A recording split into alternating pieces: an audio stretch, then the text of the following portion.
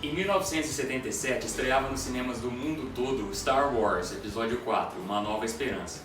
Essa franquia trilionária criada pelo George Lucas é muito rica mitologicamente, com mais de 10 filmes longa-metragem, com várias séries animadas, milhares de games, romances, quadrinhos, e ela também é muito rica politicamente falando.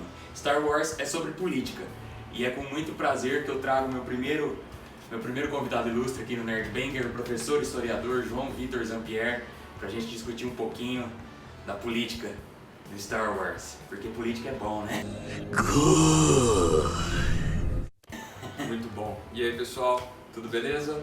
Bom, como o Fábio acabou de adiantar para vocês, a gente vai conversar um pouquinho sobre as relações que o George Lucas, o criador da franquia Star Wars, ele traz para os filmes dele. Ele faz paralelos com eventos políticos recentes, eventos políticos do século XX principalmente, e nesses eventos a gente consegue, se a gente buscar a relação correta, entender bastante dessa parte política de Star Wars. Então a gente vai bater um papo aí sobre essas relações para que vocês consigam entender, né, como é que ele construiu toda essa parte política em cima de Star Wars.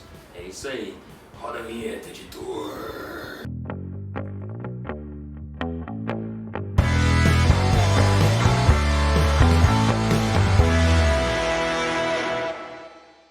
Então, João, eu assisti Star Wars milhares de vezes, assim, acho que eu já decorei até as falas dos filmes da trilogia clássica e até da tão famigerada trilogia das frequências, né, que todo mundo fala mal, mas eu acho até bem divertido, tirando alguns diálogos meio estranhos que o George Lucas escreve. E eu nunca tinha feito um paralelo, cara, com a Guerra do Vietnã. Explica um pouco pra gente aí como é que é esse rolê da Guerra do Vietnã em Star Wars. Então, Fábio, quando eu comecei a assistir Star Wars também, lá no começo, eu também não fazia essas ligações, né, entre a franquia e a política. Só quando a gente começa a aprofundar um pouquinho no assunto, estudar a história, que a gente começa a encontrar esses paralelos, né, conforme a gente vai assistindo. E aí, curioso, eu fui pesquisar para ver se realmente tinha algum paralelo, se isso foi intencional ou foi acidental. E eu descobri nessas pesquisas que o próprio George Lucas, ele deu uma entrevista dizendo que ele buscou no contexto da Guerra do Vietnã, e nesse contexto político lá nos Estados Unidos, o Nixon, que era presidente, ele estava se articulando para conseguir concorrer a um segundo mandato, né? Nixon que queria se perpetuar por mais tempo no poder, motivo pelo qual inclusive o Futurama, aquela série do Matt Groening, eles colocam o Nixon como presidente do mundo, né, lá no ano 3000. Então ele falou que ele alegou, né, o George Lucas, que ele achou interessante como que um modelo político ele consegue se desvirtuar até que isso se transforme em uma ditadura. Ele mesmo alegou, né, as ditaduras elas não são construídas, né, as democracias elas não caem, elas são tomadas. E todo esse processo tem muito a ver com a população, que muitas vezes ela acaba sendo colocada para enxergar as coisas de determinada forma e não entende conforme as coisas vão acontecendo que realmente acontece. Então isso fica bastante claro, né, no filme do Star Wars, quando o Palpatine ele consegue, por meio de um processo, pelo menos na série democrático, né, ele consegue, por meio deste processo, assumir o controle da galáxia. E aí até a Padmé tem aquela frase famosa, né? Famosa lá, that's how liberty dies, with thunderous applause. Seria, né, na tradução, é assim que a liberdade morre, né, com estrondosos aplausos.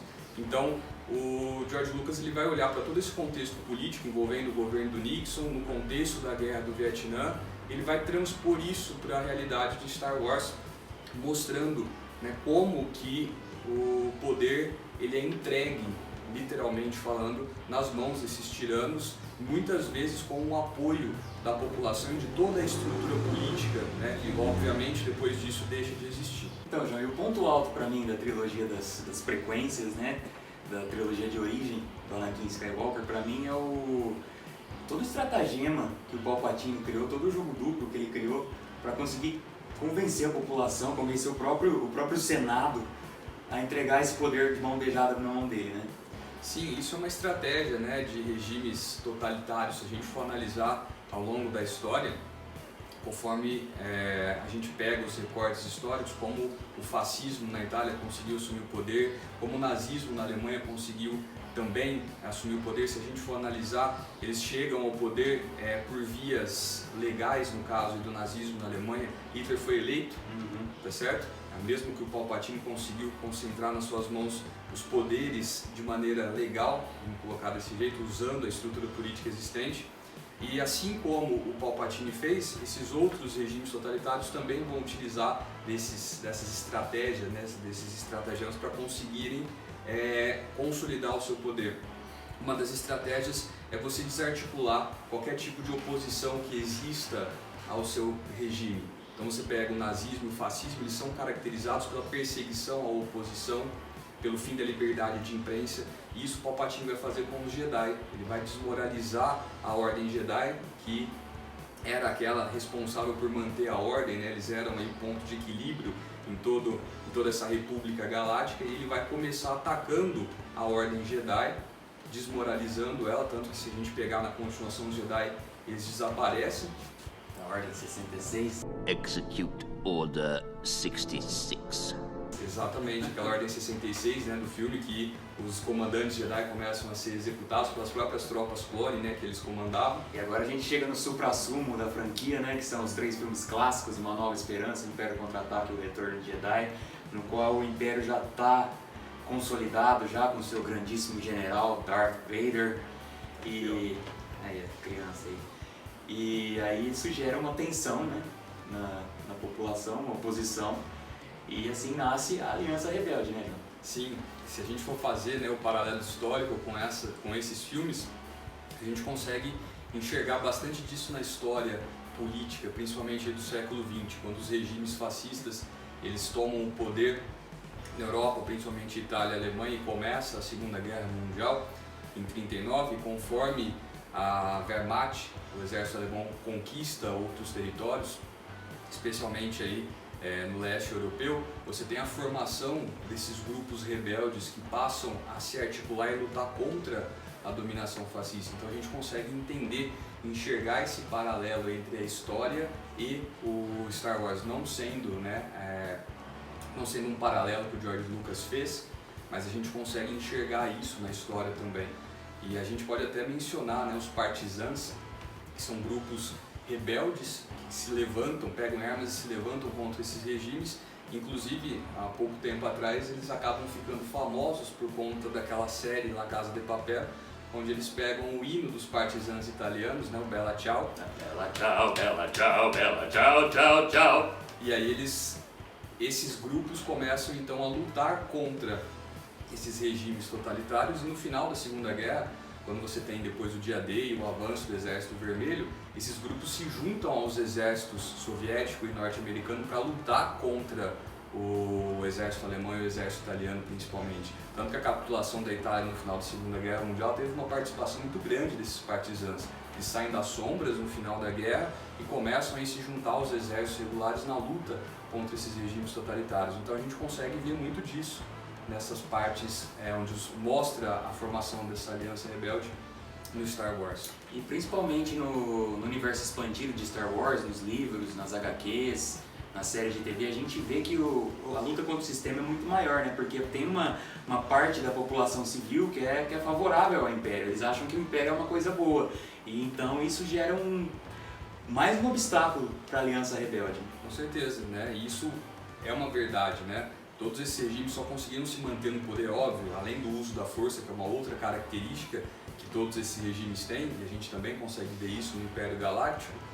Você tem a população civil, que é manipulada de todas as formas possíveis, ela é colocada sob um regime de medo, e ela passa a entender que aquilo é uma coisa boa e passa a apoiar. Então os rebeldes, além de lutarem contra o Império Galáctico no Star Wars, eles têm que lutar também, não em armas, mas eles têm que vencer essa resistência da população civil que apoia esses regimes. E isso historicamente a gente consegue perceber também, a gente consegue encontrar esse paralelo.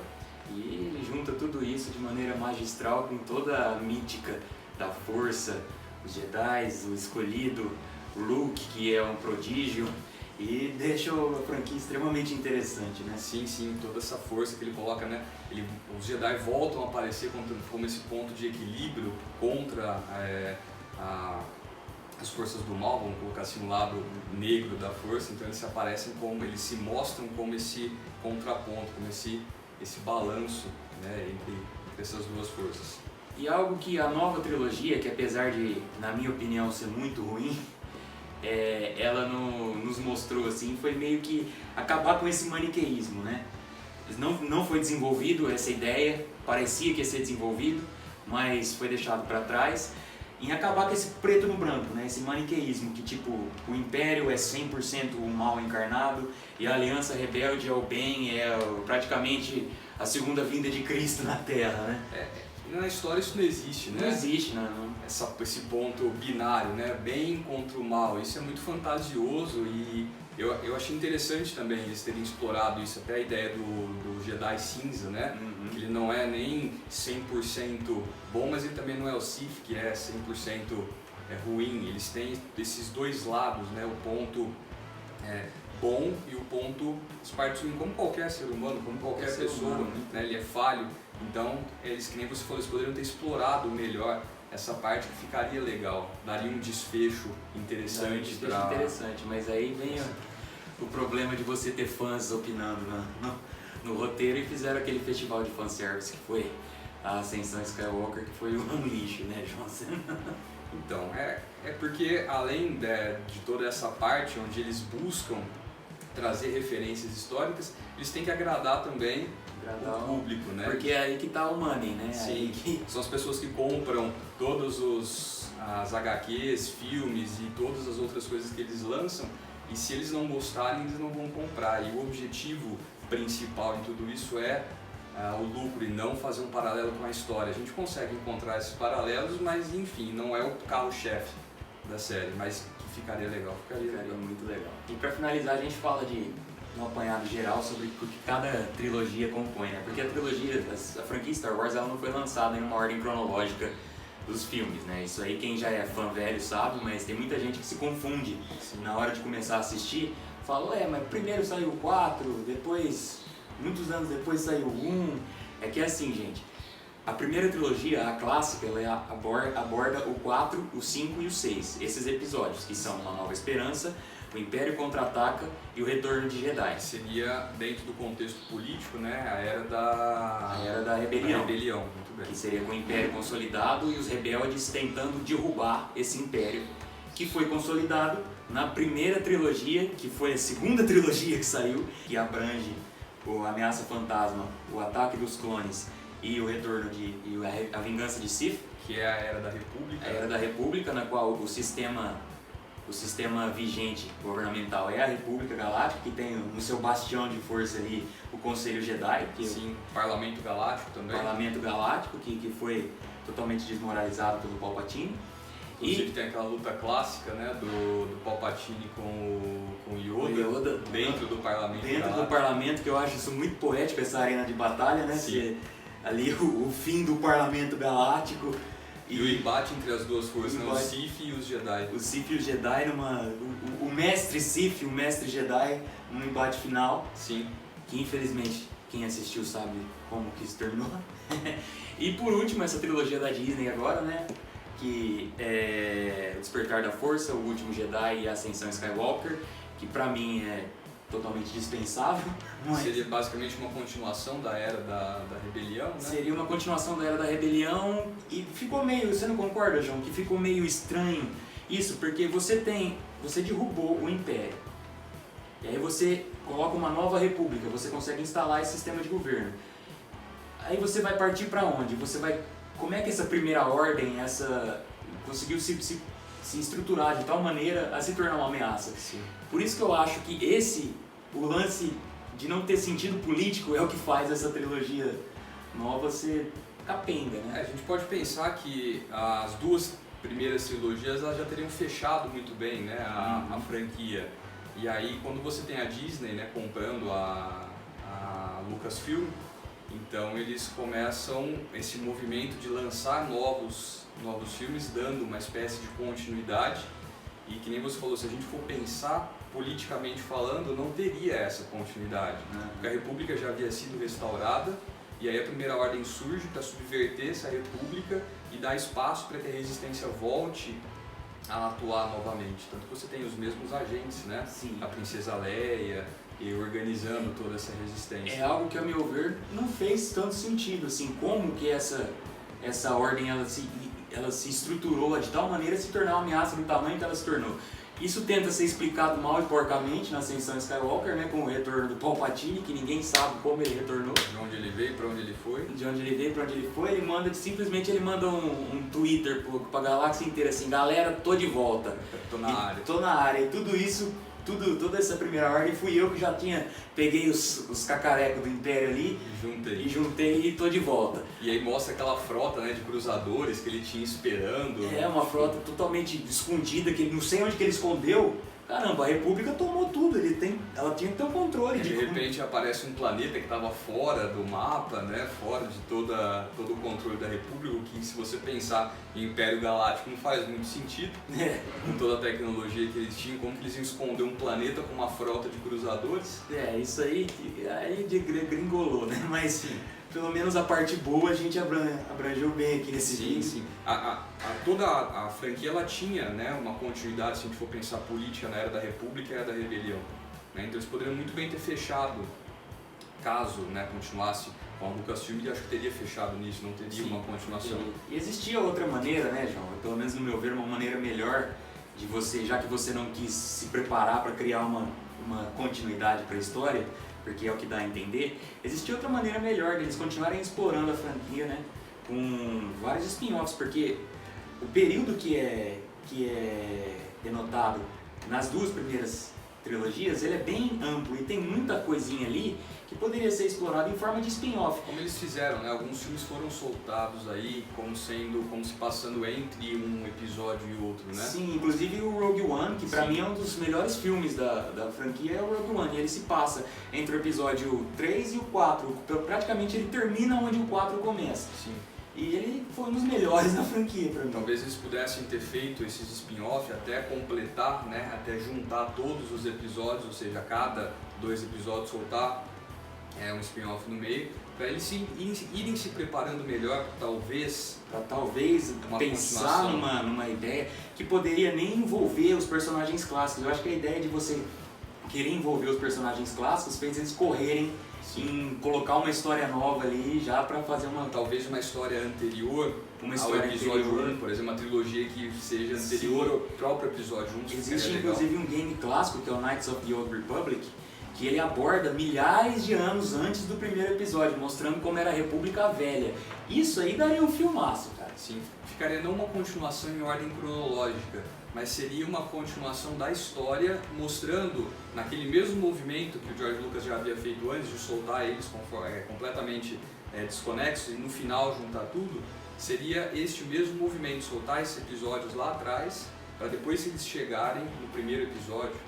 Sim, seria interessante porque nessa época aí os Siths eles não tinham ainda a regra dos dois, de só poder ter um mestre e um aprendiz, então era praticamente um combate direto entre o Jedi e o Sith. E seria legal ver isso Sim, com certeza, ficaria bacana e não daria essa ideia que você falou lá atrás de que eles correram para tentar fazer uma nova trilogia, para vender filme, vender souvenir, e aí acho que daria uma continuidade mais séria para a franquia que poderia continuar sendo explorada por muito mais tempo. Sim. Então é isso, galera. Obrigado aí por ter assistido o nosso pequeno bate-papo aqui, mostrando um pouquinho da política em Star Wars. Eu queria agradecer muito ao professor João Vitor por ter concedido a sua presença no nosso ilustre canal aqui. Eu agradeço o convite do Fábio para poder estar fazendo essa conversa, que eu acho bastante interessante. Inclusive, pessoal, ele tem uma página no Facebook que fala sobre política, que é o Politizando com o professor João Zampieri, isso mesmo. Politizando com o professor João Zampieri. Vamos deixar ali o link aí na descrição para vocês. A página dele é excelente, tudo que você tiver de dúvida sobre política, essa página vai sanar, né? Inclusive eu vou deixar para vocês fazer uma publicação com os assuntos que a gente conversou aqui hoje. Vocês vão poder ali ver mais ou menos essa relação que a gente fez na nossa conversa, focando, né, mais na parte política. E aí, quem tiver interesse, né, deixa lá o like, compartilha, agradeço bastante. E aqui eu estendo o convite para outros vídeos com o nosso professor. A gente tem muito assunto para falar, né? A gente tem a série Vikings, que a gente é muito fã, eu e ele. E temos Game of Thrones. Game of Thrones, pegando toda a Guerra das Rosas. Sim. E tudo que o Martin bebeu na história. Sim, desde a Muralha de Adriano até a Guerra das Duas Rosas. Podemos falar o contexto histórico de Watchmen também, né? Nesse universo paralelo que é criado, da Guerra Fria. Tem muita coisa que eu e o João podemos conversar aí pra vocês. E pra finalizar aqui, eu queria apresentar pra vocês esse livro aqui, ó. Como Star Wars Conquistou o Universo, do Chris Taylor. Isso aqui é praticamente uma tese de doutorado na criação de Star Wars, em que tem bastante coisa que a gente conversou aqui, eu e o João. E também tem bastante coisa não só do lado político de Star Wars, mas todo o lado mitológico, onde que ele pegou as influências para criar esse universo tão rico, né? Inclusive o capacete do Darth Vader, que é um samurai, o estilo Kenpo que os Jedi lutam, é tudo baseado no Japão feudal. Tá tudo aqui nesse livro. Esse livro é muito bom para quem quiser entrar de cabeça na concepção de Star Wars. É isso aí, galera. Esse foi mais um Nerd Banger.